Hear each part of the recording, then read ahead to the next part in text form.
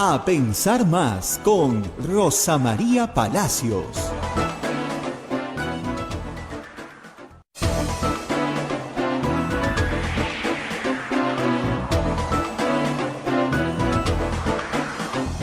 Buenos días, señoras, señores, bienvenidos a Pensar Más con Rosa María Palacios desde Radio Santa Rosa para todo el Perú y el mundo.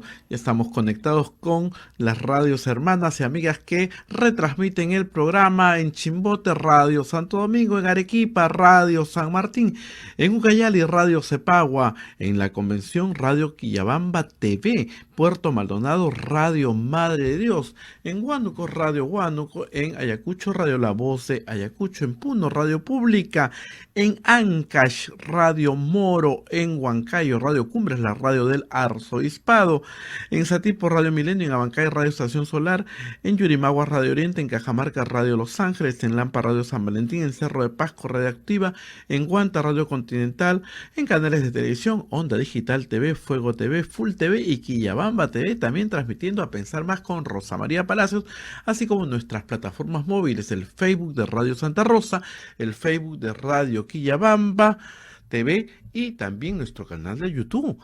radiosantarosa.com.pe. Muy bien, además también compartiendo siempre la señal a través de todas las plataformas móviles. Vamos a escuchar y vamos a agradecer a nuestros auspiciadores con Rosa María Palacios. Con la Universidad Católica. La Maestría en Gerencia Social de la Pontificia Universidad Católica del Perú invita a profesionales de diferentes disciplinas a participar del proceso de admisión. Informes en Facebook, @PUCMGS o al teléfono 993-028-464. Urbánica. Diseñamos y construimos viviendas que te conectan con la naturaleza y que generan bienestar para tu hogar. Si deseas conocer nuestros proyectos en Punta Hermosa y Miraflores, o si tienes algún inmueble donde quisieras construir, nos podemos asociar también. Escríbenos al WhatsApp 948-242-747 o al 998-99201. ¿Cansado de perder horas en la gestión de tus procesos contables, administrativos y financieros? Simplifica tus procesos y ahorra tiempo y dinero con ERP Contanet, el sistema 100% peruano que llevará a tu empresa al siguiente nivel. Visita www.contaperuglobal.com o llama al 914-749-057.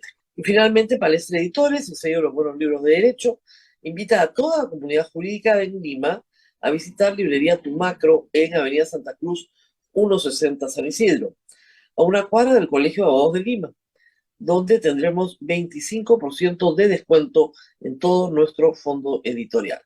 Palestra Editores, 26 años dedicados a la difusión de cultura jurídica y también a la difusión de la obra que ustedes ven en este momento en pantalla, Justicia Climática, que también me ha hecho llegar. Si ustedes quieren colaborar con nosotros, cosa que siempre agradecemos, lo único que tienen que hacer es capturar el QR que está en pantalla y hacernos una pequeña donación a través de cualquier billetera electrónica, Yape, Plin, no importa el monto, lo que ustedes nos quieran dar nos ayuda realmente muchísimo. Y también a todos los peruanos en el exterior que colaboran mucho, regular y periódicamente con la radio, lo único que hay que hacer es entrar a PayPal, un sistema muy sencillo, muy seguro. Necesitan una tarjeta de crédito y con ella hacer una donación a nuestra radio. Muy bien, Abel, y también, ¿qué más tenemos que decir? Bueno, primero contarles, como les conté el viernes pasado, perdón, escuché una bulla ahí ya. Lo que les decía es contarles en primer término qué pasó en la Bienal Mario Vargas Llosa. Pues desde hace 3 ediciones, la Bienal se realiza en Guadalajara. La primera y la segunda se realizó en Lima y la tercera, cuarta y quinta en Guadalajara. Y es una reunión muy interesante de escritores, periodistas, pero sobre todo escritores, y el público de la Universidad de Guadalajara, estudiantes universitarios que van a escuchar las mesas, escuchar hablar a los autores con muchísimo interés. Y le da mucha vida y mucho movimiento a la ciudad de Guadalajara y a la universidad, que está muy comprometida con la Feria Internacional del Libro, la FIL, que es la feria más grande del mundo en habla hispana. Esta feria se realiza todavía en septiembre, pero tiene actividades todo el año. Esta es una de las múltiples actividades que tiene la fundación.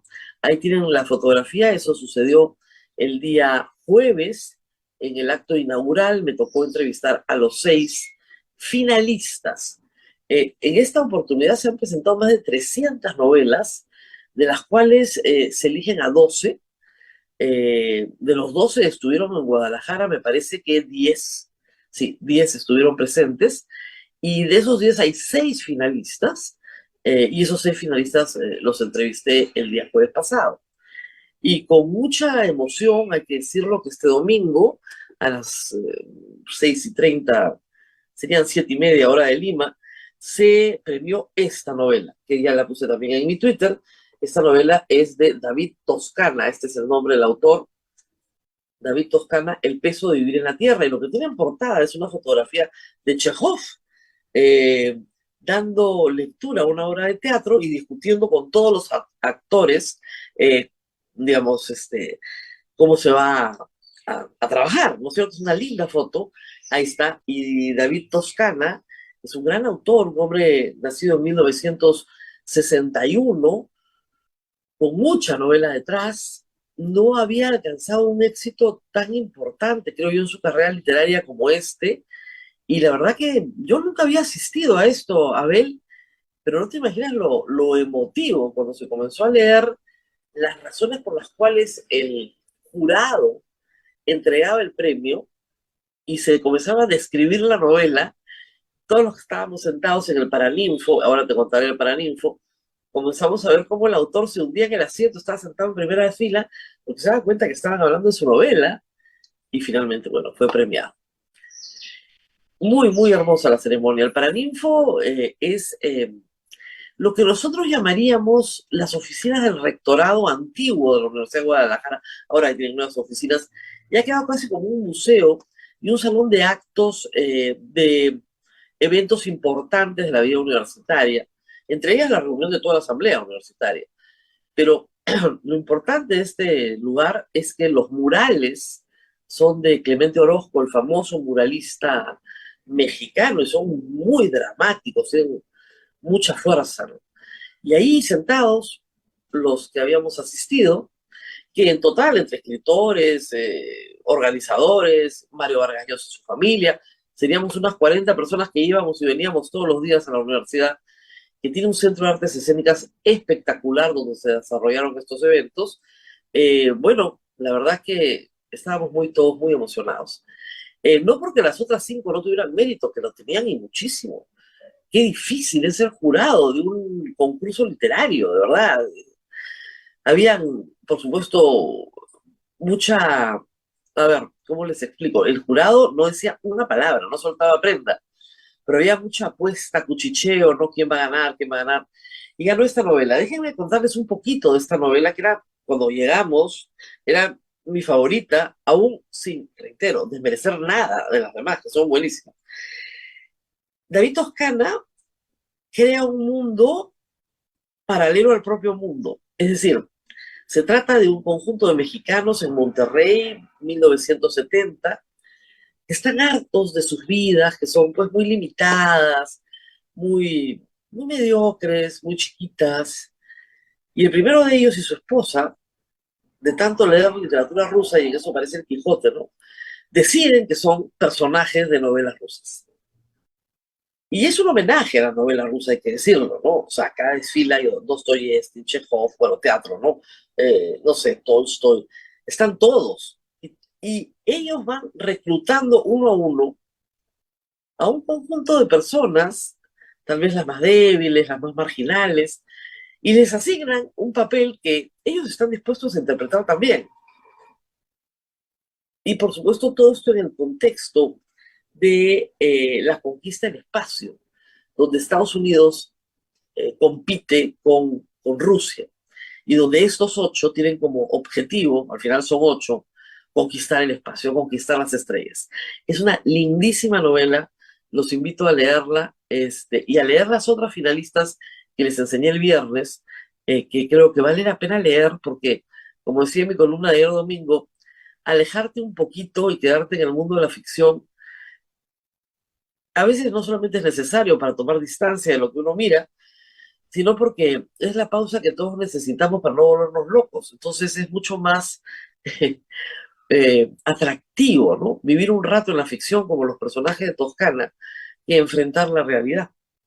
Pero ahí vamos a la realidad. Eh, ¿Y qué tenemos que decir de la realidad que nos recibe esta mañana?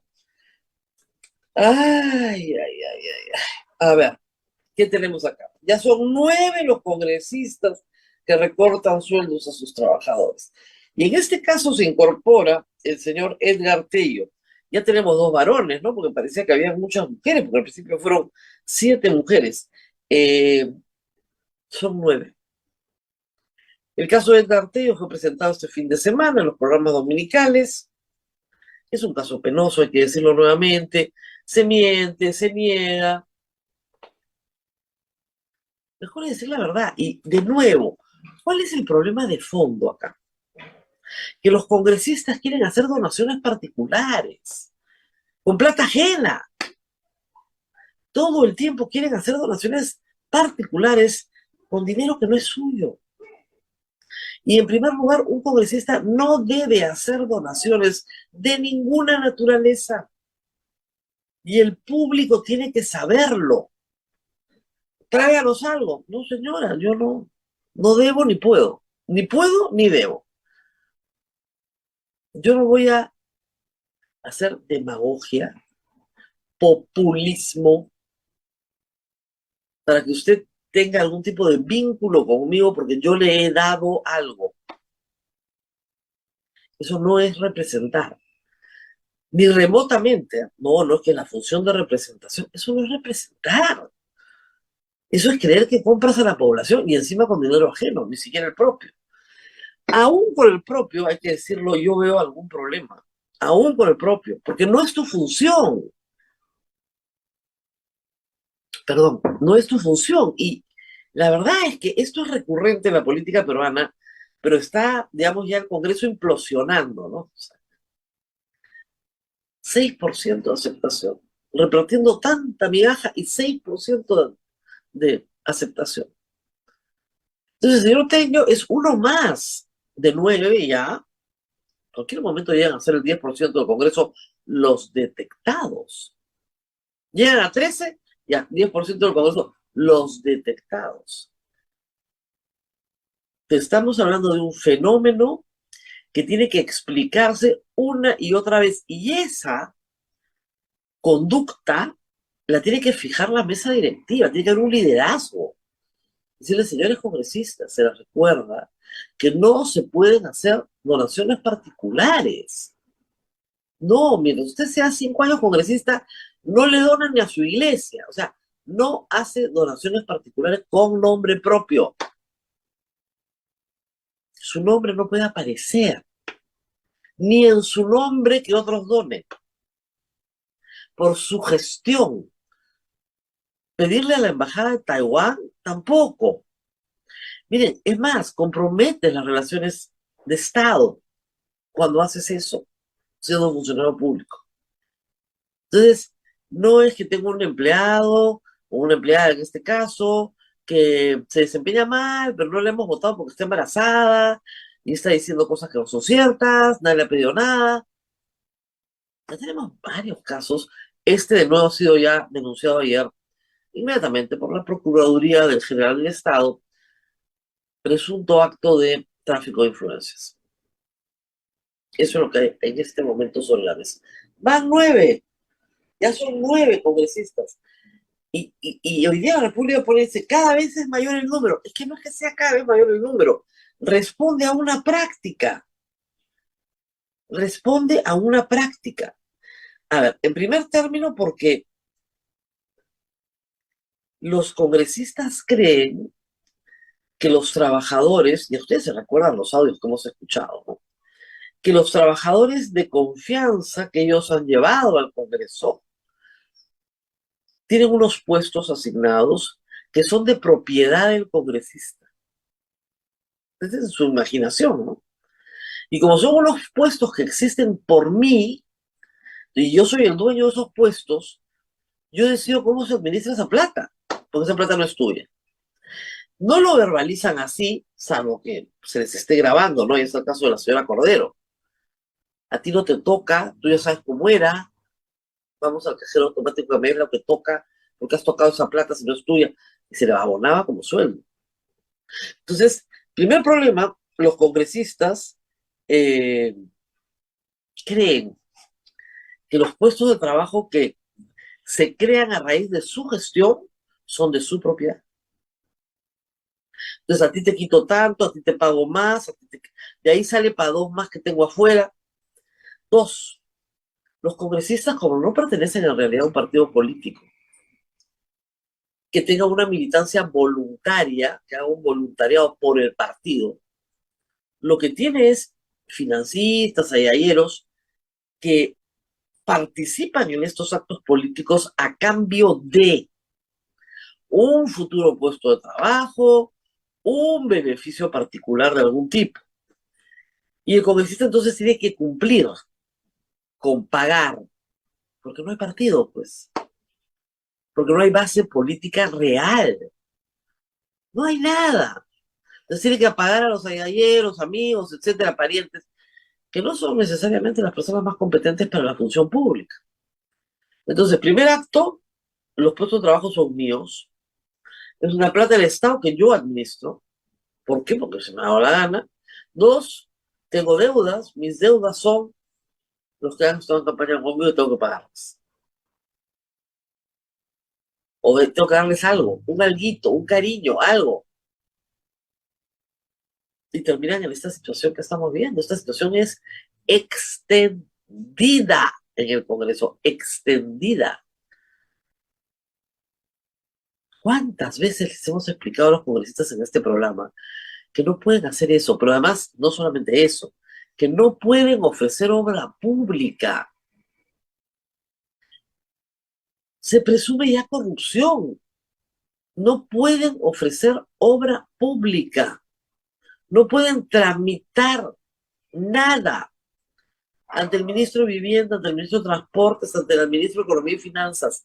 No se puede, es tráfico de influencias.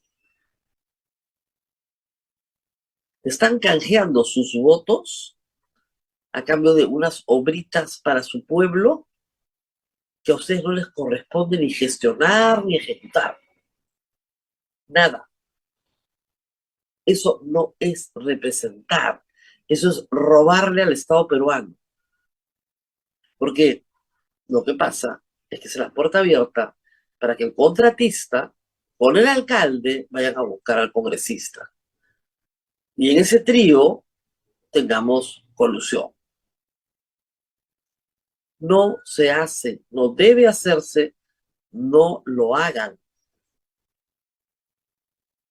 Ah, vamos. El ejecutivo tiene que ser ejecutivo y el legislativo tiene que ser legislativo. Cuando el legislativo quiere ser ejecutivo, entonces suceden las cosas que estamos viendo. Pero el problema es que la formación jurídica de los congresistas en términos generales es muy baja. Entonces, ni siquiera conocen exactamente qué es lo que tiene que hacer un congresista y siguen pasando estas cosas una y otra vez. Y el otro caso que nos viene del Congreso este fin de semana es el caso de Digna Calle.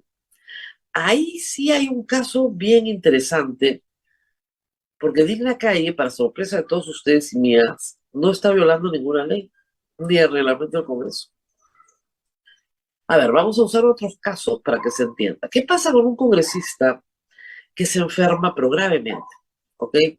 Un congresista que tiene, por decirles, un cáncer muy avanzado, que está en un tratamiento de quimioterapia muy duro, que tiene que guardar reposo casi absoluto, y pide licencia, porque piensa que en 3 meses ya ha volteado la situación, pero se pone peor, nadie sabe ni el día ni la hora, y bueno, vive pues 2 años o 3 años en un estado de salud muy crítico. ¿Puede pedir licencia? Por supuesto que puede pedir licencia. ¿Qué pretenden? ¿Que vaya a trabajar enfermo? Sería inhumano, inconcebible. Ustedes dirán, entonces, ¿por qué no renuncia? Y ahí viene el problema, porque el mandato es irrenunciable. ¿Y por qué el mandato es irrenunciable? Y esto es una norma muy, muy antigua. Porque podrías someter al Congreso,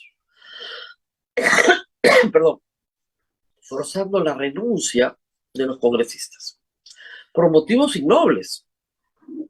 O sea, podrías extorsionar a un congresista para que renuncie. Y esa extorsión puede poner en peligro, no sé, la vida, la salud de las personas cercanas al congresista, el congresista de verse forzado a renunciar para que entre su accesitario, y ese accesitario sí acceder a los requerimientos de quien le está demandando un voto en un sentido u otro. Pero yo creo que esas son normas del siglo XIX y XX. Se ha discutido muchísimo, justamente a raíz de un amparo planteado por Javier Valderriestra, que fue elegido congresista y al poco tiempo se hartó, porque decía que no tenía con quién hablar en el Congreso. Y finalmente el Tribunal Constitucional insistió en que era irrenunciable, apegado a la Constitución. Tal vez la puerta más importante es hacer que el mandato sea renunciable. Pero es un debate jurídico largo, complejo, no es tan fácil. Hay argumentos buenos a favor de mantener la irrenunciabilidad del cargo. Pero en el caso de Digna Calle, que no está enferma, aparentemente tiene un proyecto migratorio que es familiar, vivir en otro lugar del mundo, cosa a la que tiene derecho cualquier ser humano, y desde el 20 de enero lo ha regresado al Perú. Sin embargo, a pesar de haber pedido licencia sin goce de haber, no se le paga un centavo, como el equivalente, digamos, a una persona enferma. Aunque es bien injusto en el caso de la persona enferma, ¿no? Porque más bien necesitaría su sueldo para atenderse. Pero bueno, en el caso de Digna Calle, ella participa en las reuniones del Pleno, vota, ha votado por el defensor del pueblo, cosa que no está prohibida. Y que además, hay que decirlo, desde que se modificó el reglamento del Congreso en la virtualidad de la pandemia para poder votar a distancia, entonces no hay nada que objetar legalmente. No hay nada que objetar legalmente. Algunos dicen, bueno, pero no cumple con la semana de representación. Si yo fuera congresista, yo ni cobraría esa semana, ni la usaría. No hay ninguna obligación constitucional o legal de hacerlo. Porque además es un engaño, muchachos. Todos sabemos que es un engaño, ¿no? La semana de representación.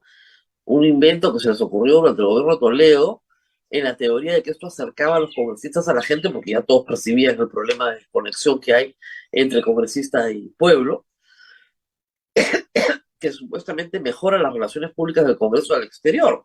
Pero lo que todos perciben es que los congresistas se van a su tierra a pasear un rato, a ver a la familia y a inventarse una agenda de la cual toman fotitos, ¿no? Y a colarse en los eventos de otros, ¿no? Pues voy a conversar con los agricultores del valle. Voy a ir a visitar 2 escuelas. ¿Ya? Voy a revisar la posta médica, ¿ya? Listo, mi informe y ya está. Y me pagan por hacer eso. ¿En serio? Que no culpa, que no cumpla con la semana de representación, bien por ella, porque la verdad es que no hay forma de que eso sea realmente representación. Y el despacho de la señora Digna Calle siguió funcionando exactamente igual, porque participa virtualmente. El mundo ha cambiado notablemente desde que se inauguró la virtualidad. Este programa, ustedes lo han visto salir de diferentes partes del mundo, diferentes lugares en el Perú. ¿Qué hacer con la virtualidad y el Congreso? Esa es la pregunta de fondo, no el caso de Digna Calle, sino ¿podríamos en el futuro operar así? Con personas que físicamente no están en el Perú. El derecho al voto, además hay que decirlo, nunca se pierde. El derecho al voto parlamentario Aún cuando estás de licencia, tú te incorporas al pleno y votas sin pedirle permiso a nadie. No tienen que levantarte la licencia. Eso es absurdo. Desde en la calle no ha hecho nada ilegal ni inconstitucional. Ahora, éticamente muchas personas dicen, oye, esta es una fresca, nunca está, no atiende, vota sin estudiar, vota sin conocer, porque no está aquí. Y desde el punto de vista de su imagen como política, sí, termina tremendamente dañada. Pero ni inconstitucional ni legal. Revisen las normas. Revisen las normas. Eh, Quería también comentar algo. Este fin de semana se conoció que un abogado de nombre Carlos Vice, que había sido, perdón, que había sido ya sancionado, le habían quitado el brevete, eh, volvió a agredir, después de haber proferido insultos racistas contra la policía durante la pandemia, volvió a las andadas, agarró su pistola, le metió 7 balazos a la puerta de los vecinos, luego destrozó un carro. Y muchas personas dicen, ¿por qué este señor no está preso? Y hay ya una larga pregunta que hacerse, nuevamente. A ver, primero, sí, efectivamente es un hombre violento, no cabe mucha observación sobre eso. Es capaz de hacer daño a los demás. Es posible, sí. Pero eso lo tiene que determinar un peritaje psiquiátrico. Entonces, detenido que fuera, lo primero que hay que hacer, y el juez lo sabe, es hacer una evaluación psiquiátrica. Y si este sujeto tiene una grave alteración de la conciencia, es inimputable. Ese es el primer problema. Entonces, cuando alguien dice, ¿pero por qué no está preso? Porque primero tienes que establecer si es capaz de entender el bien y el mal.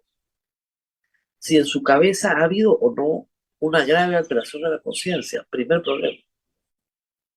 Supongamos que no la hay, que es un hombre violento, punto. ¿No? Actúa así porque sí. Lo segundo que tienes que establecer es, a través del delito de daños, ver si hay prisión efectiva o no.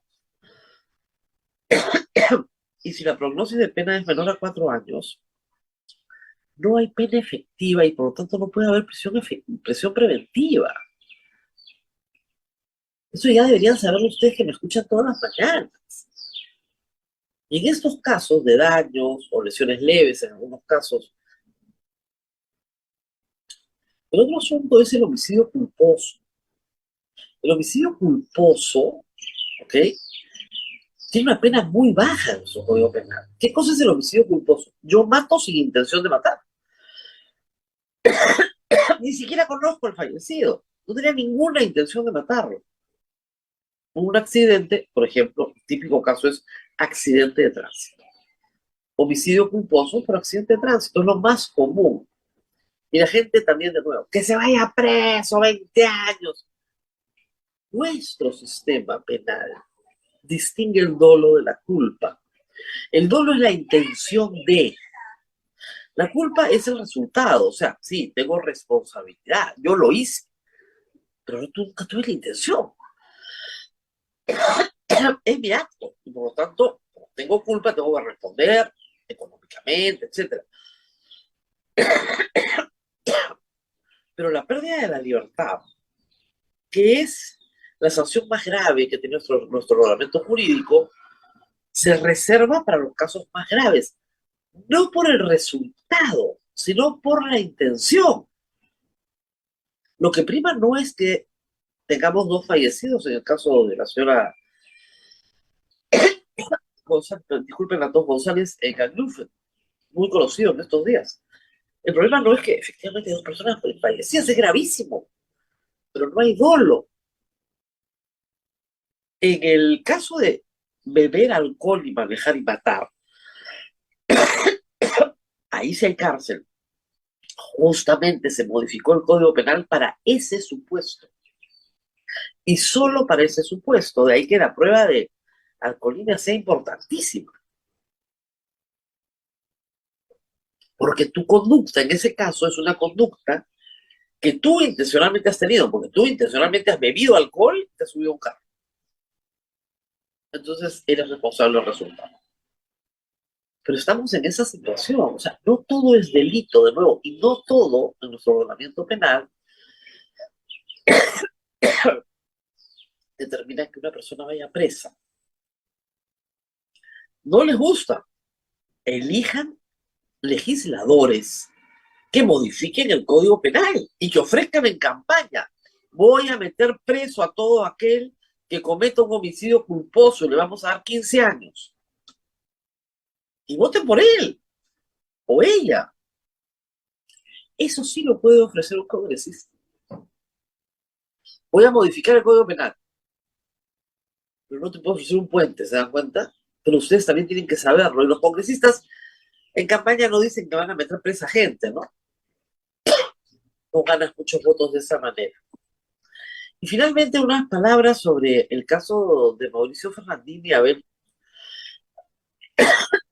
con muchísima pena he escuchado la información que proparó Punto Final. No es una declaración a Punto Final, sino una declaración en un proceso judicial donde él se acoge a la confesión sincera para que se le coloque al final una sanción por debajo del mínimo legal.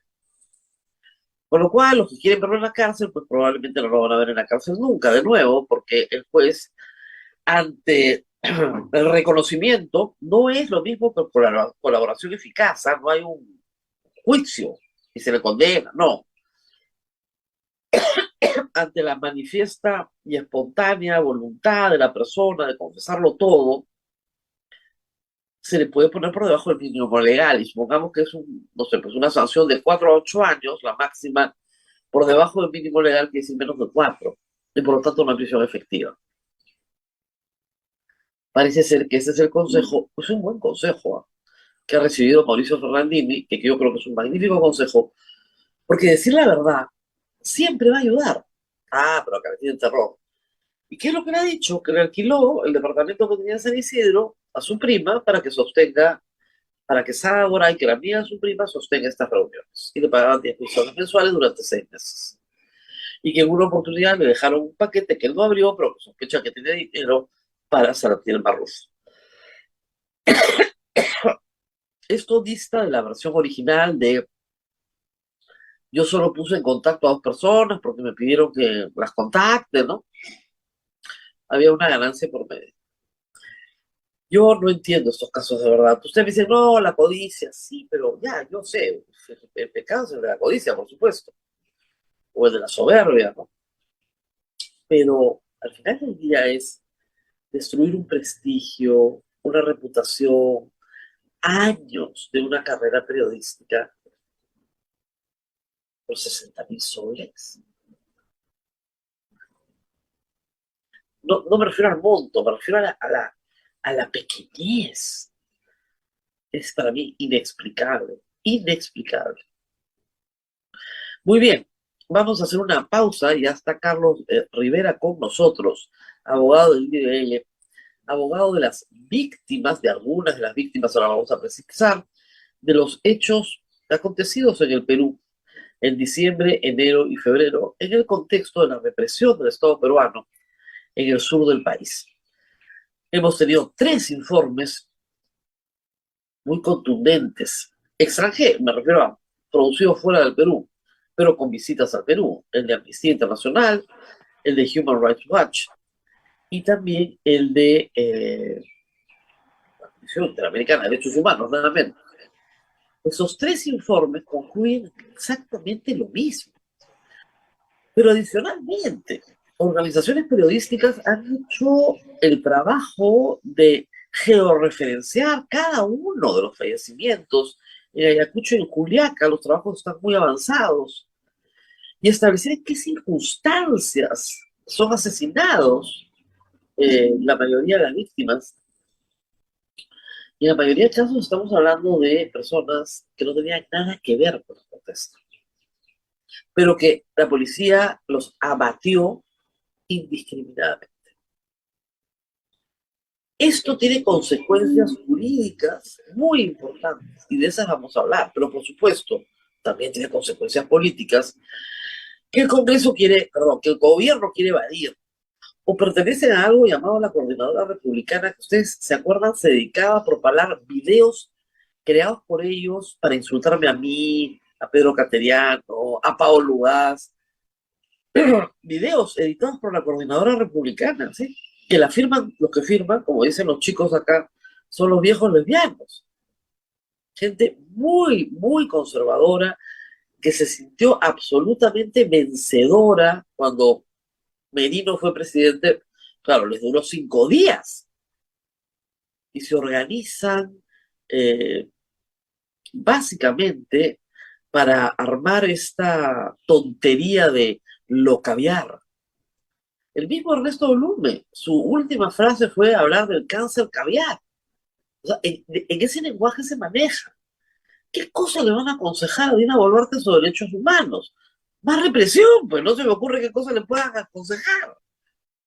El derecho a la vida, el derecho a la libertad, el derecho a reunirse pacíficamente sin armas, que es un derecho constitucional.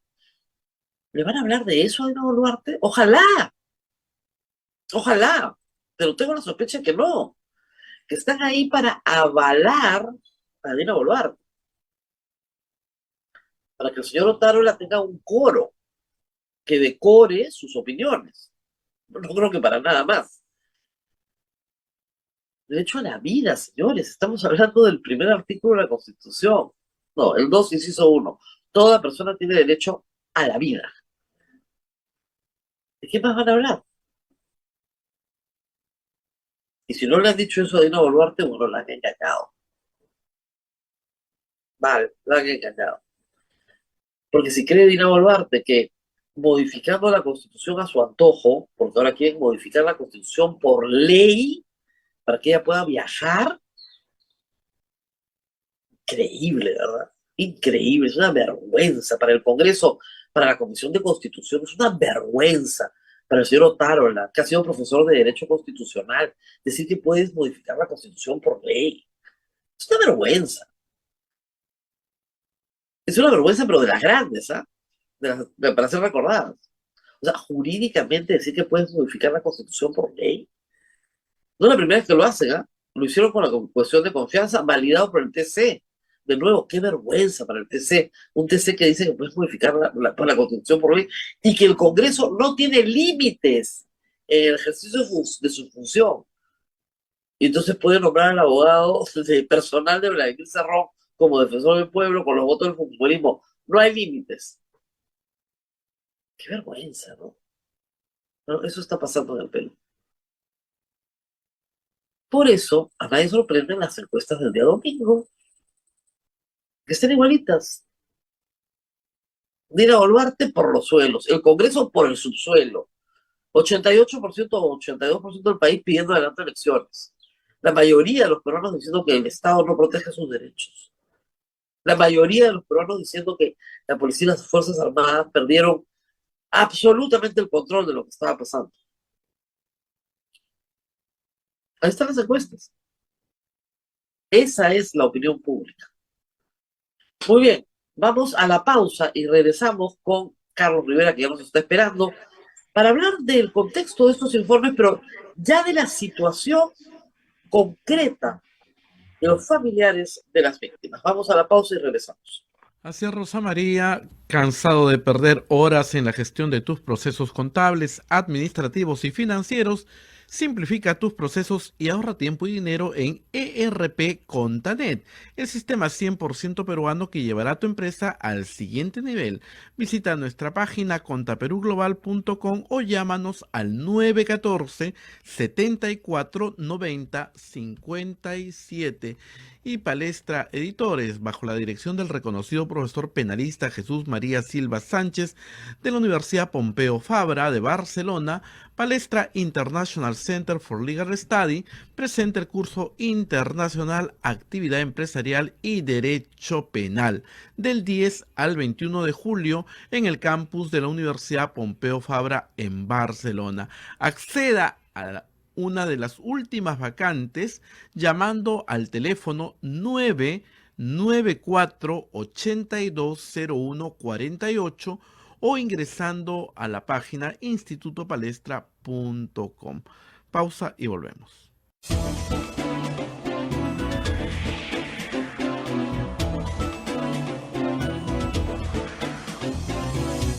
Continuamos con A Pensar Más a través de Radio Santa Rosa para todo el Perú y el mundo. Y a Rosa María Palacios se encuentra con nuestro invitado, el doctor Carlos Rivera. Rosa María, adelante, por favor. Muy bien, Abel.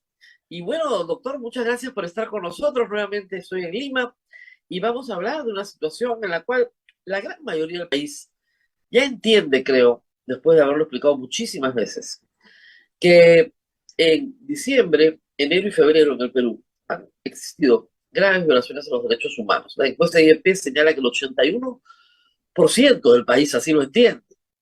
Porque hay 49 muertos por proyectil de arma de fuego que salió de un arma proporcionada por el Estado al personal que supuestamente tiene que garantizar el orden público, sea policía o ejército. En primer término, doctor, cuéntenos a quién está representando en esta particular situación. Rosa María, un gusto conversar contigo, con Abel, con los oyentes de Radio Santa Rosa. Mira, nosotros estamos representando a varias familias y víctimas. Estamos representando a la señora Edita Aguilar Yucra, madre de José Luis Aguilar Yucra, víctima, un joven de 22 años muerto en Ayacucho. Al padre de Reiner Rojas.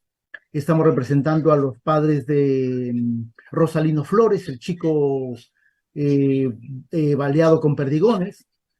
Estamos representando a Remo Candia, el dirigente comunero cusqueño. Y estamos representando a Rolando Marcas, herido en la cabeza con una bomba lacrimógena, hasta el día de hoy hospitalizado, y a otras víctimas, digamos, menores, pero que igual resultaron gravemente lesionadas en las protestas de tanto. Entonces, usted tiene en este momento y enero un grupo de, familiares de víctimas mortales y también personas con lesiones graves que están ustedes atendiendo en distintas jurisdicciones, porque hay Ayacucho, Cusco, Juliaca también. Juliaca dentro de poco, porque como sabemos la creación del llamado equipo especial del 31 de marzo, si no me equivoco, determinó que las carpetas fiscales de provincias sean remitidas a Lima. Eso no había ocurrido, y en el caso de Puno recién ha ocurrido la semana pasada. Por lo tanto, ahí tiene que haber toda una reorganización de las defensas de las víctimas, porque estaban siendo representados por un grupo de abogados puneños muy diligentes, pero que en realidad han salido como que del cuadro del caso, porque la carpeta va a estar en Lima, y por lo tanto es muy probable que ahí iniciemos la representación de otras familias, ¿no? De alguno de los 19 fallecidos. Estamos en una etapa de investigación, espero que preparatoria, o todavía estamos en preliminar. No, mira, de ninguna manera preparatoria. Estamos en los inicios de la etapa de investigación preliminar. Si bien es cierto, el Ministerio Público abrió carpetas de investigación en 7 departamentos, ¿no? Desde Andahuaylas hasta Lima.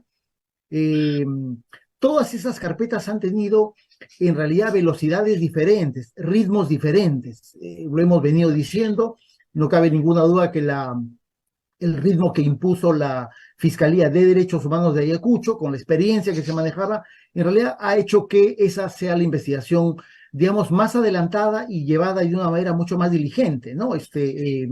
Hay una fiscalía que tiene por lo menos 15 años de experiencia en investigación de crímenes contra los derechos humanos, y son fiscales que, digamos, saben qué hacer. Ya han estado trabajando de una manera diligente. Y probablemente sea el caso de Puno, el caso más maltratado, ¿no? El caso se abrió por una fiscalía de crimen organizado, luego pasó a una fiscalía común, se creó una fiscalía de derechos humanos y ahora le están quitando a ese fiscal de derechos humanos el caso y lo están trayendo al INPE. Es decir, todo lo que puede ocurrir para que el asunto se demore.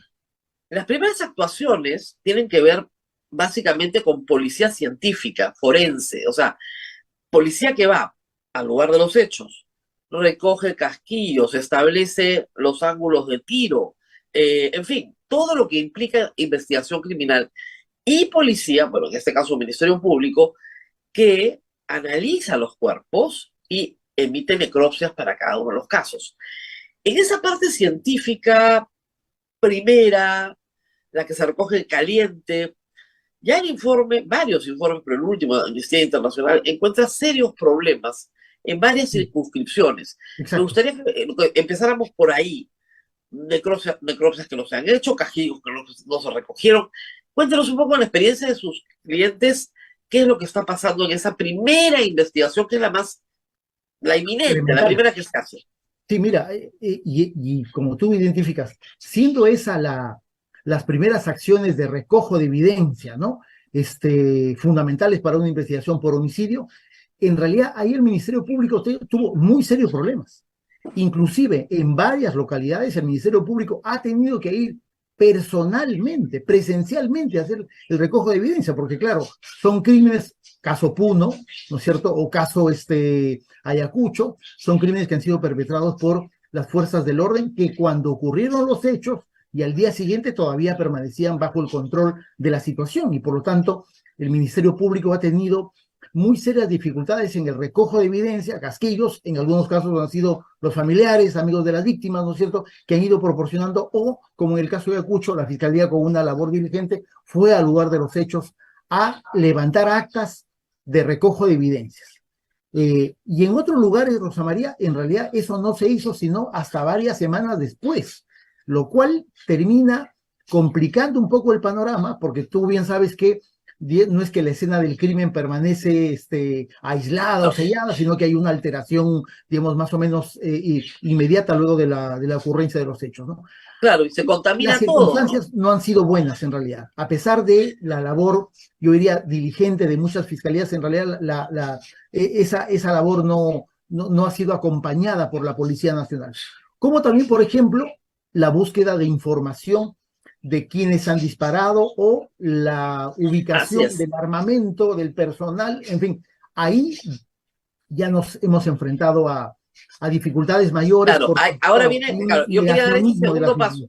Una vez que uno recoge toda la información científica del lugar de los hechos, se hacen las necropsias, tienes información, evidencia, ¿no?, de lo que ha pasado con esa persona, y sabemos quiénes son los que han disparado. Bueno, se recurre a las fuerzas del orden, a la Policía Nacional, al Ejército Peruano, y se dice, a ver, quiero la lista de todos los que han participado en el operativo por cuadrante, o tienen un trabajo por cuadrantes, y su plan operativo.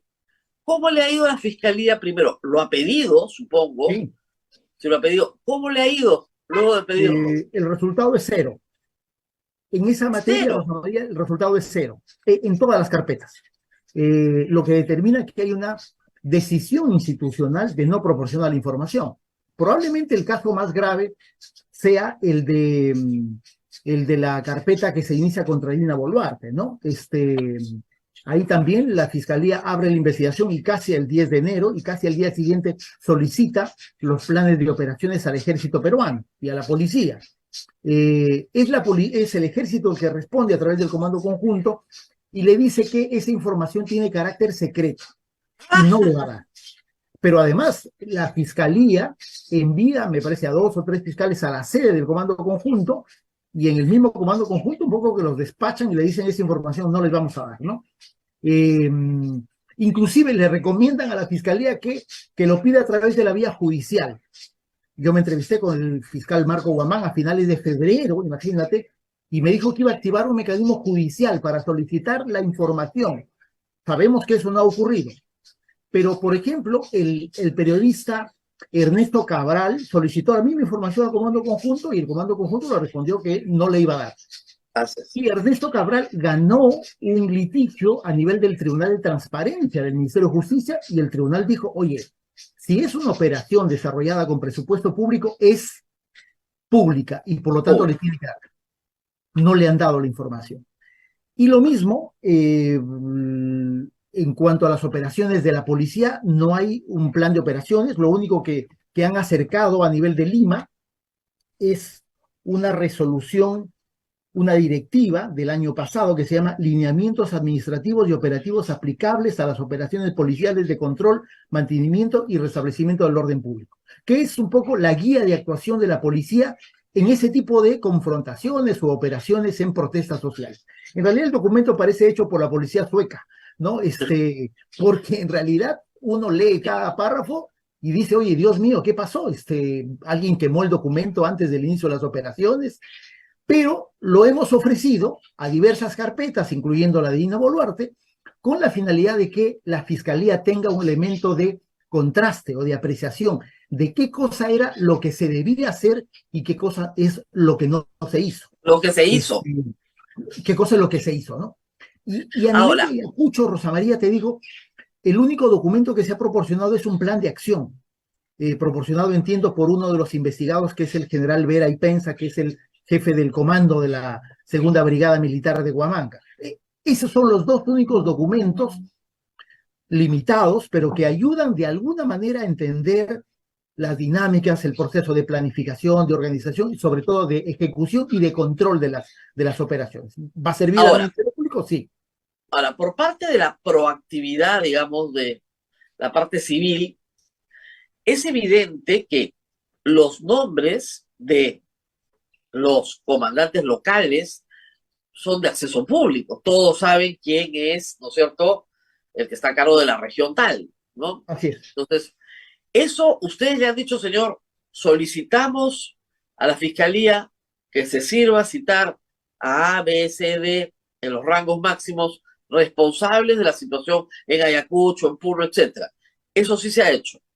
Mira, se está haciendo esta semana, Rosa María. ¿Por qué razón? Porque la creación del equipo especial en realidad ha significado una alteración en el ritmo del tiempo de las investigaciones. De hecho, hay investigaciones que han estado paralizadas más de un mes porque entre que trasladan de provincias, se encarga uno de los equipos del equipo especial, asume jurisdicción o competencia y comienza a diligencia, en realidad hemos perdido bastante tiempo. De verdad hemos perdido bastante tiempo. Y eso ha tenido, creo que va a tener consecuencias porque siendo investigaciones iniciales, preliminares, en las que se debería buscar el recojo de evidencia inmediata, eso en realidad cuando... No, además, hay que decir una cosa. Evidentemente la Fiscalía tendrá que responder esto, por eso en el futuro la Fiscalía de la Nación hace esto para dificultar la investigación. No tenemos ninguna duda que ese fue el objetivo, ¿no? No tenemos ninguna duda. Porque las personas, las víctimas, ¿no? Claro, si a mí me matan en Puno y me investigan en Lima, ¿qué michi me van a investigar? Eso no resiste ningún análisis. Me tienen que investigar donde me muero, porque ahí está la escena del crimen, ahí están mis asesinos, ahí está todo. Tienes toda la razón y la Fiscalía lo sabe, ¿no es cierto? Lo sabe. ¿Quién más que los fiscales? Por el amor de Dios, van a saber eso, ¿no? Si tienen a Dina Boluarte procesada por el tipo penal genocidio, que es ridículo. Ese tema del genocidio en realidad es un asunto que ya la Fiscalía de Ayacucho, que es donde se presenta la misma denuncia por genocidio, asesinato, la Fiscalía de Derechos Humanos con buen criterio, en el mes de febrero decidió aclarar el tema y dijo, la investigación se está haciendo por asesinato. Así es. No, para que el asunto no escale a una discusión inútil, porque en realidad es evidente que aquí no ha habido ningún genocidio, sí han habido asesinatos.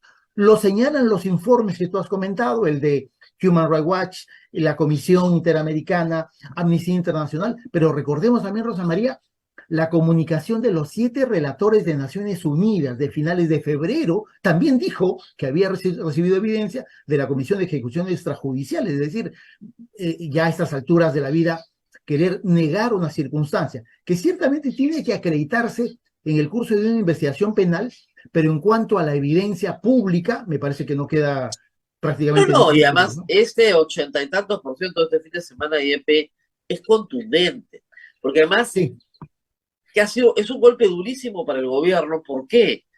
Porque si se compara la cifra de enero con las cifras de hoy, cada vez más gente ha entendido y aceptado que el Estado peruano viola los derechos humanos. Sí. Si al principio no lo creían, ahora lo tienen más claro. Sí. Y probablemente, a pesar de la crítica, del intento negacionista de cuestionar el contenido de los documentos y achacarles un perfil ideológico sobre todo, creo que el hecho de que, como muy pocas veces en nuestra historia, y mira que hemos tenido momentos muy difíciles en temas de derechos humanos, pero yo no recuerdo un momento en el cual 3 instituciones o 4, además organizaciones internacionales, hayan emitido pronunciamientos e informes públicos del nivel y la contundencia que ha ocurrido en los últimos solo 2 meses. No recuerdo, y creo que eso... Claro, hay otra prueba, digamos, que también puede ayudar a identificar a los responsables. Y me refiero a todo el material fílmico, sea el que las propias familias con sus celulares grabaron, sea el de las cámaras de seguridad de los aeropuertos, de las ciudades, los que manejan la municipalidad. Justamente IDL Reporteros en Ayacucho ha hecho un trabajo notable documentando el instante en que mueren 10 personas en cámara. Eso normalmente no se tiene en cámara. Mira, ese es uno de los elementos en realidad que nos da la actualidad y que marca una diferencia sustancial en cuanto al recojo de evidencia y a tener justamente la posibilidad de decir con consistencia de que hubieron crímenes. La semana pasada nos reunimos con un grupo de abogados de Puno, de Ayacucho, y conversábamos un dato que creo que vale la pena mencionarlo, es decir, hay que recordar, por ejemplo, la matanza de Acomarca, uno de los crímenes más horribles del conflicto armado, 14 de agosto del año 85. El Perú conoció el crimen un mes después. Sí. Un mes después. Y claro, la diferencia es que ahora tenemos crímenes que casi uno los puede percibir y apreciar casi en tiempo real, por la evidencia gráfica, fílmica, que ayuda de una manera notable y que coloca al Ministerio Público como institución encargada de la investigación en una posición en la que ya no queda ninguna duda de que hay una evidencia de la comisión de hechos graves de violaciones a los derechos humanos y que por lo tanto, a pesar de todo la contaminación política, el Ministerio Público tiene que avanzar. Claro. Ese dato me parece que es un asunto de verdad muy Yo creo que es muy importante también porque está todo grabado.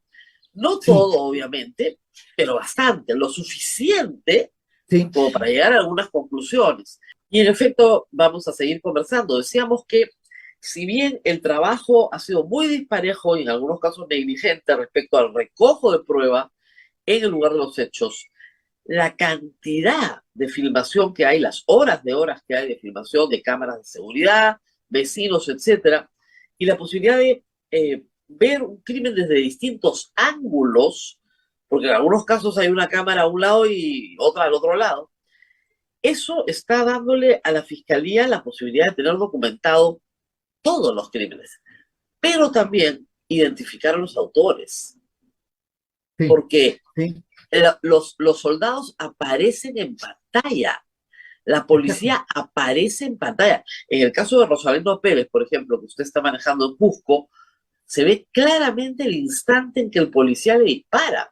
Sí, no creo que sea muy difícil obtener un peritaje de reconocimiento facial para establecer quién es el autor. En realidad, ahí lo que correspondería, revisando el documento al que he hecho mención de la policía, claro, en realidad se dice el jefe es el que determina quiénes integran las escuadras, quiénes cumplen qué función, y por lo tanto, digamos, en una escuadra de policías que puede ser de 20 o 30, normalmente, lo decimos por la experiencia del caso de Inti y de Brian, normalmente son 2, máximo 3 los que tienen escopetas. Y por lo tanto, la individualización de esas personas no debería generar un mayor tiempo de demora, pero el asunto es de que nos encontramos ante una policía y un ejército que no está brindando esa información y que seguramente va a llegar a un nivel de complejidad en la identificación, pero finalmente eso se logra, como ha ocurrido en el caso de Inti Brian. 1 año y medio, 2 años y medio después del inicio de las investigaciones, ese asunto está lo suficientemente claro y seguramente en los siguientes meses la Fiscalía va a formular acusación ya individualizada. Ojalá que no lleguemos a ese paso, pero de ser así, el Ministerio Público... Ahora, es curioso, ahora que menciona el caso de Inti Brian, que también es abogado de las familias, ha sido sorprendente escuchar al doctor Gustavo Adriancén, representante del Perú ante la OEA, la semana pasada, decir que el caso de Inti Brian va muy bien, que se está haciendo justicia, después de que el Congreso archivara el caso contra Merino. Otro caso, porque en realidad nosotros estamos, digamos, bregando junto a la fiscal Jousia Aburto, con múltiples dificultades. Probablemente esa que te he mencionado ha sido la más compleja. La policía negó su participación, nunca dio información y le ha costado demasiado tiempo y múltiples actos de investigación a la Fiscalía a llegar con información, a la información, digamos, más precisa sobre la comisión del hecho. Es decir, nada es gratis en este tipo de circunstancias, y por eso la expectativa de la gente, de los hermanos, de los familiares, tanto de Brian como de Inti, en realidad es una expectativa que no está satisfecha hasta el día de hoy, ¿no? Claro, pero regresando al tema de las víctimas, ya el caso de Inti Brian, a mí me pareció increíble que lo mencionara. La verdad es como mencionar a Soba en la casa del ahorcado, ¿no? O sea, ¿de qué está hablando? Sí. ¿De qué está hablando? Regresando a estos hechos, hay más cámaras, creo yo. En el caso de Inti Brian, justamente el problema era que las cámaras no estaban disponibles. En esta ocasión hay más cámaras particulares de personas que filmaron y las cámaras de las municipalidades. En Ayacucho es clarísimo, y hemos visto cómo matan a un chico saliendo del cementerio, paradito, Sí, ¡pum! sí. ¿No? Mira, la Fiscalía de Ayacucho, y también inició esa labor la Fiscalía de Puno, pero sobre todo la de Ayacucho, me parece que ha tenido un éxito importante en el recojo de ese tipo de evidencia. Ya se ha recolectado, yo diría, varias horas de grabación de diversos lugares y diversos negocios particulares, casas e instituciones públicas que van a permitir a la Fiscalía, digamos, en términos más, llamémoslo, globales, ¿no es cierto?, más integrales, hacer lo que hizo Idela Reportero, es decir, recopilar evidencia fílmica que dé cuenta de un hecho innegable, que no es que los manifestantes estuvieron literalmente poniendo en riesgo la vida de los elementos militares, sino que en la mayoría de los casos, como lo señala, por ejemplo, el informe de Human Rights Watch, los manifestantes fueron eliminados a largas distancias. A Pero muy largas distancias, más de 60 metros. Solamente un profesional Ahora, podría hacerlo, ¿no? evidentemente. Ahora, acá hay un tema que es medio complicado. Las normas de policía y de Fuerzas Armadas, para homologarlas por un instante, hablan de una amenaza real e inminente a la vida del efectivo que le permite utilizar su arma de reglamento. Así es. Entonces, lo que se decía en Lima es que una turba avanzaba con bombas Molotov y piedras para pegarle al policía y matarlo, que él sacaba su arma y le disparaba, pues, para que no lo mate. Lo Sí. que dice la evidencia es que esa situación de yo agarro una piedra y te mato no ha existido, o No. me equivoco. No, mira, en ningún caso, para hablar en términos lo más objetivo posibles, en ningún caso hemos tenido el conocimiento de que alguno de los fallecidos haya muerto como consecuencia de una acción legal y legítima, sea de un militar o sea de un policía. Perfecto. Ahora, le puedes decir, fílmica, doctor, lo que pasa es que en estos casos, pues, el que te persigue con la piedra se esconde. Entonces, sí, uno dispara, claro, pues, dispara para...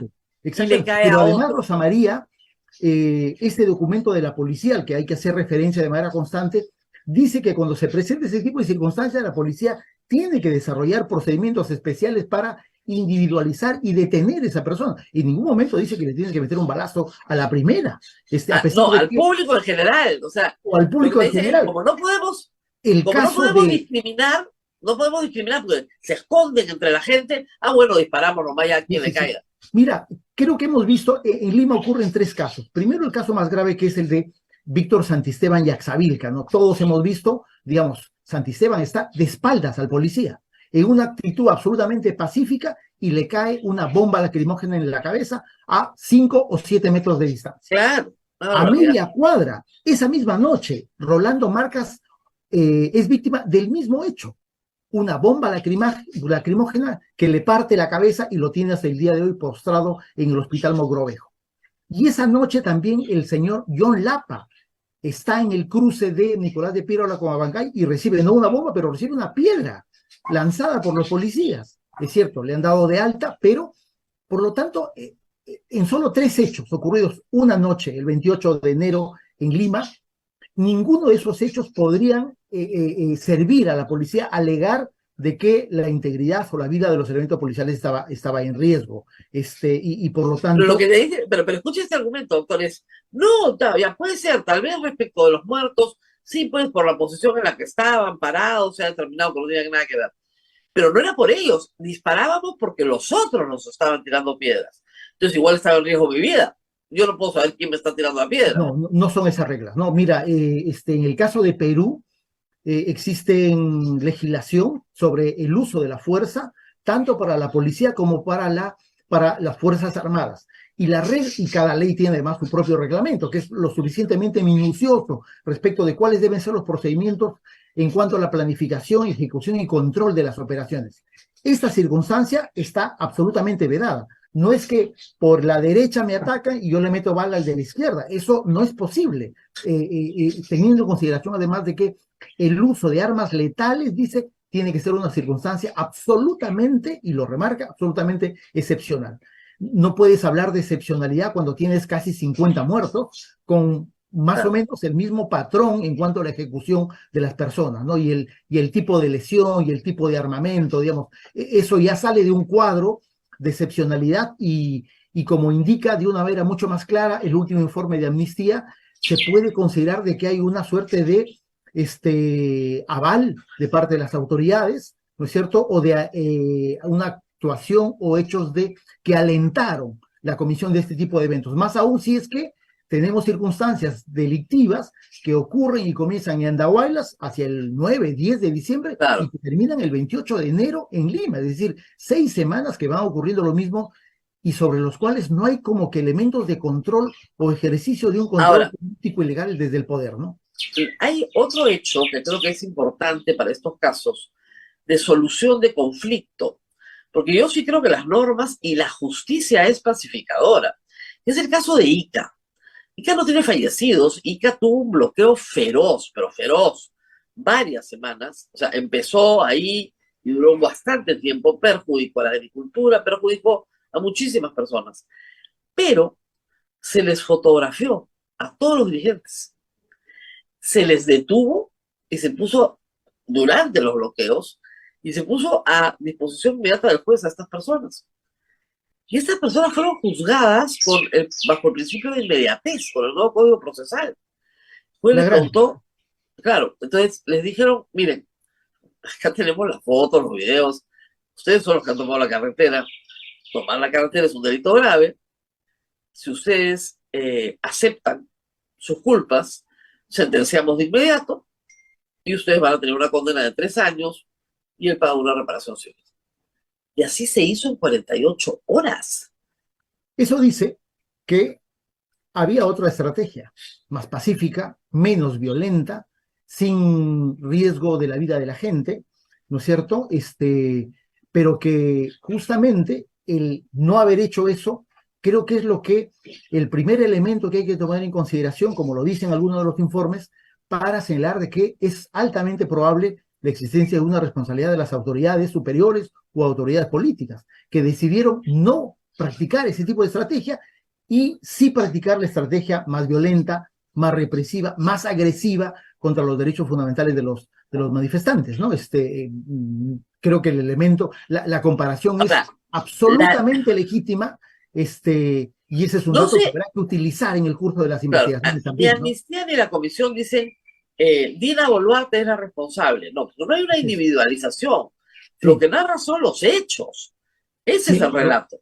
Exactamente. Los 3 informes, la comunicación de los relatores van a circunstancias muy objetivas, concretas. Es cierto, se sacan conclusiones, pero en realidad son conclusiones que yo diría que caen por su propio peso. Si te dan cuenta de casi 50 personas ejecutadas en el curso de eventos violentos en 7 departamentos, en un lapso de tiempo más o menos importante, digamos, es difícil no sacar una conclusión de que hubo una decisión política de alentar una represión muy violenta y luego de los hechos decir que la policía es inmaculada, darles un bono de reconocimiento, digamos, oye, ¿qué puedes pensar? Digamos, ¿que estás en contra de eso? No, que has alentado y que estás felicitando a ese personal que... Ahora, la retórica del gobierno, hay que decir que ha tenido varias etapas, ¿no? La primera fue, nos están atacando, por lo tanto tenemos derecho a defendernos.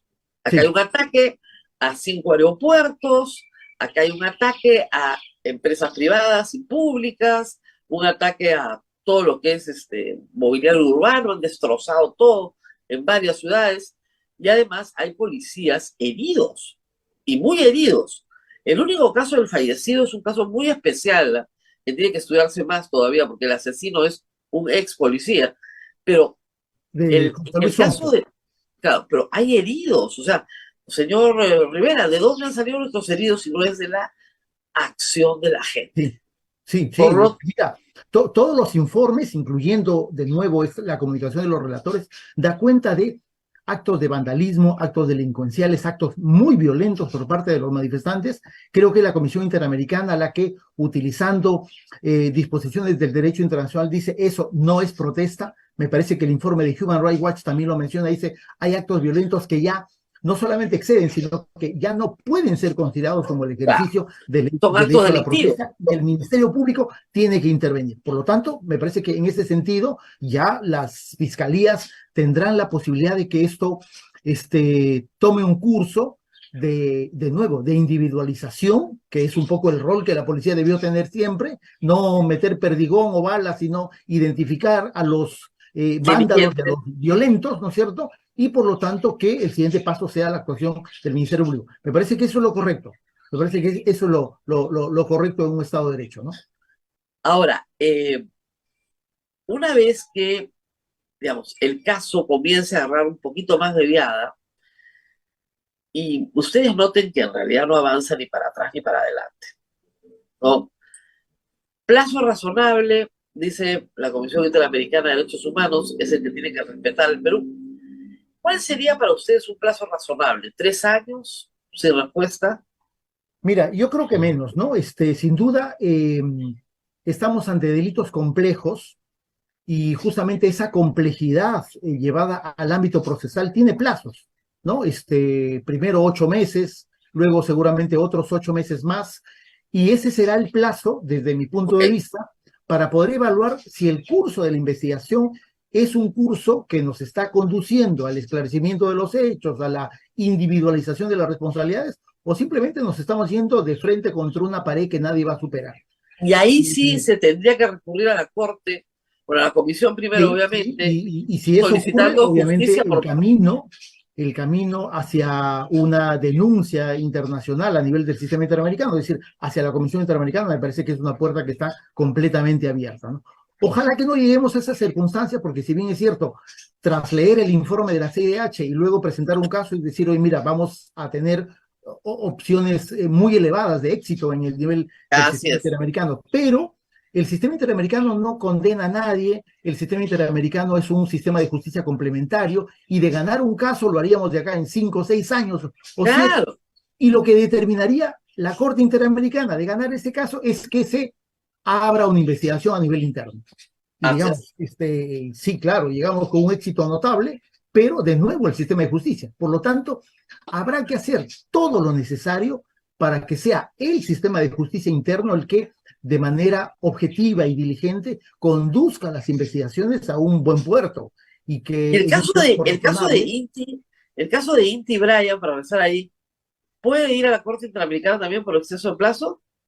Mira, no, yo creo que no, porque si bien es cierto, el año pasado tuvimos un incidente complicado en el caso de Inti de Bryan, porque un tribunal en una apelación sin importancia dijo que no era competencia nacional y que el caso no tenía relevancia de carácter procesal. O sea, imagínate, para firmar un documento de esa naturaleza hay que tener los ojos bastante bien cerrados. Claro. Y eso generó una suspensión que ha durado cerca de 7 u 8 meses. Ya el caso ha sido reabierto, hay una intensa actividad de investigación, y probablemente hacia fines de este año se esté culminando ya la investigación preparatoria y yo estoy absolutamente seguro que la Fiscalía va a formular una acusación, digamos. Por lo tanto, hay un curso, no más o menos, sino yo diría bastante claro en cuanto a que el caso está avanzando. Es un caso altamente complejo, hay como 80 víctimas, hay por lo menos 15 policías investigados, es decir, tiene todos los niveles de complejidad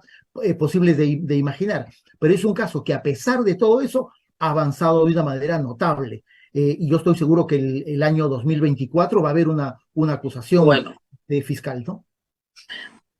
a ver, ¿tenemos alguna pregunta del público antes de que me olvide? Sí, Rosa María. ¿Qué expectativas de las declaraciones de la señora Dina Boluarte, que ha dicho que va a ir la próxima semana, el 6 de junio, ante la fiscal a hablar sobre este tema? Mira, yo creo que Dina Boluarte y su defensa tienen un grave problema, ¿no? Porque han ido adelantando opiniones y además hay una secuencia de hechos históricos que ha puesto a Dina Boluarte literalmente con la soga al cuello. Primero, las circunstancias, ella es presidenta de la República y ya en el caso Fujimori se resolvió ese tema de si es que el presidente es o no una figura protocolar o tiene un mando directo sobre la Fuerza Armada. La sentencia del caso Fujimori determinó que no es una figura protocolar. Y usted, El yo presidente de la recuerdo que en República ese es entonces, jefe supremo. usted fue también parte civil en el caso Exacto, de sí, sí, sí. Fujimori. O sea, tenemos ese debate muy claro. Y luego, Claro, porque ese fue el debate o sea, esos fueron los argumentos que utilizó el doctor Nakazaki, que exacto, fueron sí, desechados por la Corte por Suprema. completo, por Entonces, completo. ¿cómo No, puedo utilizar la misma argumentación que tengo mira, mando, porque yo creo que pero hay no tengo un, mando? sí, sí, sí. Pero además, Rosa María, en los últimos años, y ahí me refiero a la ley de uso de la fuerza de las Fuerzas Armadas y el reglamento de esa norma, desarrollan la teoría de que el presidente es parte de una cadena de mando. Por lo tanto, hay un Claro. elemento no solamente jurisprudencial, sino normativo, que camina en contra de lo que ha dicho Dino Boluarte en esta famosa entrevista Y al que diario. además hay que decir algo, ha causado una profunda irritación en las Fuerzas Armadas. O sea, Mira, al día siguiente le cae a Palacio de Gobierno todo el comando militar y luego Dina Boluarte dice, no, la muerte no ha ocasionado castigo. Es decir, es difícil imaginarnos de qué manera va a desmarcarse uno de su responsabilidad, no política, sino legal, ¿no es cierto? legal. Claro. Ya Otárola ha venido un poco manifestando en las dos declaraciones que hizo y en realidad me parece que es una declaración fatal que ya enojó al comando militar, porque claro, les tira toda la responsabilidad y dice nosotros como que no hicimos nada, ¿no? Ellos fueron los que nos fueron informando, ¿no? Claro. Luego, el otro elemento es cómo se desmarca de lo que ya públicamente ha dicho. Nosotros hemos presentado a la Fiscalía de la Nación las declaraciones públicas de Dina Boluarte, porque claro, vamos a tratar de intervenir en esa declaración y tratar de utilizar esos elementos de información Claro, lo que ella cuando dijo declare.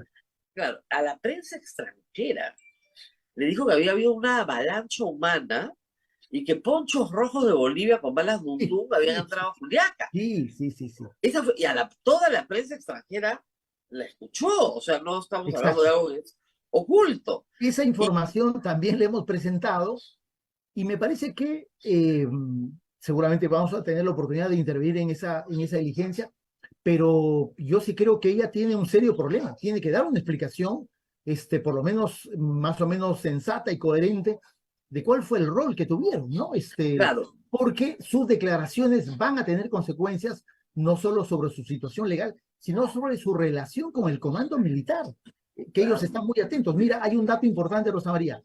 Hay varios, el comandante general, el jefe del comando conjunto, fueron programados antes de Dina Boluarte como testigos, porque nosotros los presentamos. Ninguno se presentó.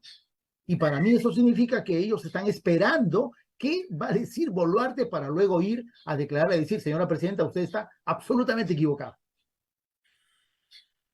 Pero muy bien, muy interesante lo que se nos viene. Vamos a ver cuál es la reacción de las Fuerzas Armadas y Dina Boluarte en este particular contexto. Primero habla ella, después hablamos nosotros.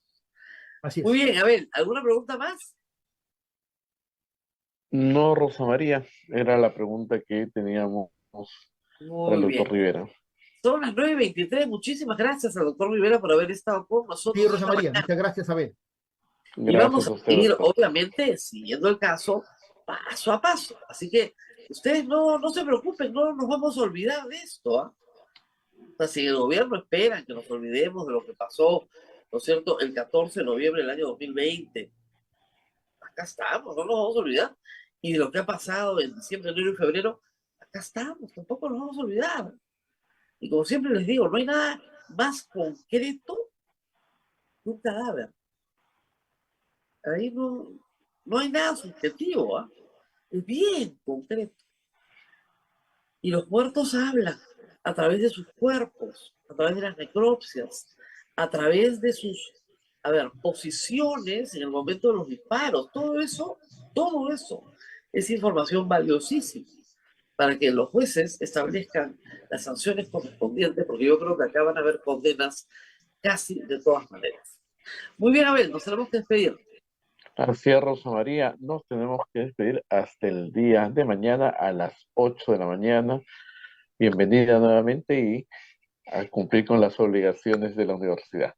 Hoy que son muchas, que son muchas. Muy bien, gracias por todo. Cuídate mucho. Chao, chao. Nos vemos. Chao, Hasta chao. mañana. Hasta aquí, A Pensar Más con Rosa María Palacios.